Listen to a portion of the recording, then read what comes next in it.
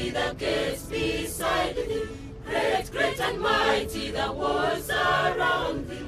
Great, great and mighty, the gates beside thee. I'm sorry about the fire, which was in the building of Makerere. It's one of Uganda's greatest engineering wonders, Makerere's iconic building, the Ivory Tower. Fallen and rising, the face and distinct symbol of identity of the world's best black university is currently under reconstruction. 20th of September 2020 will forever be talked of as one of the darkest nights in the history of Makerere University.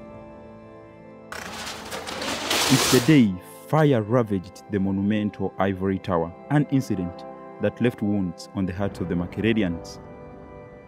Driven by curiosity and the need to promote transparency, the Live Watch goes undercover to unearth and disclose the untold story about the Ivory Tower. On the 20th of September 2020, fire gutted the iconic building, and this is to be memorized as the darkest morning in the minds of whoever is connected to Makerere University. The overnight blaze left the distinctive white walls of the tower with shattered blackened windows. In a tweet by the Vice-Chancellor, Professor Barnabas Nawangwe, he described the destruction as being unbelievable. It's a very dark morning for Makerere University. Our iconic main building caught fire and the destruction is unbelievable. We are, however, determined to restore the building to its historic state in the shortest time possible. The Ivory Tower that was completed in 1941 stood as Makerere's face and source of pride. According to the available literature, the building was constructed under the leadership of Mr. George Turner, who served as the principal of Makerere College from 1939 to 1941. Earlier in 1938, on the 3rd of November, it should be noted that the Duke of Gloucester had cut the first sod for the construction of the building. The building took considerably a long time for its completion as it was constructed during the Second World War. Materials for the construction of the building were coming from Europe and particularly Britain that had diverted resources to aid in the war. On its completion, it housed offices, although the top floor was initially an open space that was later in the year 1968 transformed into classrooms for the Makerere University School of Law. In the 1970s, however, a decision was taken to partition the top floor into offices. All the partitions were wooden, and this can clearly explain why fire spread vigorously at the top. Fire that gutted the building in two phases, with the first at around midnight midnight and the second at 8 p.m., left all the rich and the beautiful architecture of the building in tatters. The first phase broke out from the roof in the offices of the Public Relations Department, and the second phase in the council room. Initial reports indicated that the fire further spread to the floors that housed the finance and the records department. The building too housed the other offices, and these included the office of the Vice-Chancellor, the office of the Deputy Vice-Chancellor, the University Bursar, and the University Secretary. The fire that had been put out by Ali on Sunday afternoon left huge cracks that were visible on the outer walls of the building. The roof was completely burnt off and many of the windows completely burnt out. Some parts of the building were not affected, and these included the printer that is located in the basement and the main hall on the ground floor. The building had been fitted with fire extinguishers, but these became unusable since the fire started from the roof. We already have some cases of some negligence. I'm sure the Vice-Chancellor will be doing something about some stuff there.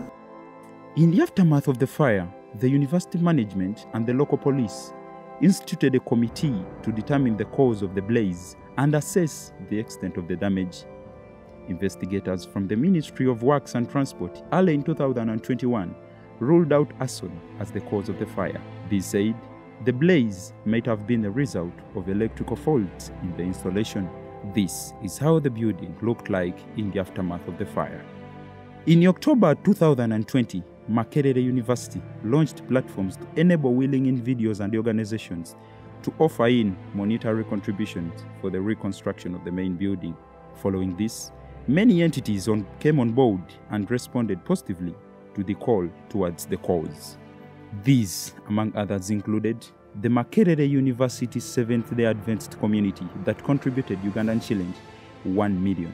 The Confucius Institute contributed shillings 4 million. The Embassy of the People's Republic of China brought in 55 million Ugandan shillings. Professor Edward Sewamala of the Washington University contributed $2,000. The Mastercard Foundation also contributed shillings 3.7 billion. In the later days, however, the Ugandan cabinet resolved to demolish the structure and allocated shillings 21 billion for the reconstruction of a new building. The Vice-Chancellor, Professor Barnabas Nawangwe, clarified that part of the money from donations will be used to replace utilities like the computers and the furniture gutted by the fire, where over shillings 4 billion was lost. The building floor plan of the burnt building was a unique T-shape with a large imposing tower to denote its main entrance. The topmost part was bare stone with a large bell in it and had 4 arches, one on each side, to allow the sound of the bell to spread far. The bell would go off at the top of each hour. Instead of the usual ding-dong chime and sound of the bell, it's now the sound of an 81-year-old building being torn down, occupying the air of Makerere University. Reconstruction of the main building officially kicked off on Monday, the 14th of March 2022, with the site handover to the contractor Excel Construction Limited. The Vice-Chancellor shared that the contractor was under instruction to use every resource at their disposal to ensure that the main building external works are completed by 8th October, the date when the climax of the years-long celebrations marking 100 years of the university's existence that started as a humble technical school in 1922 will be held.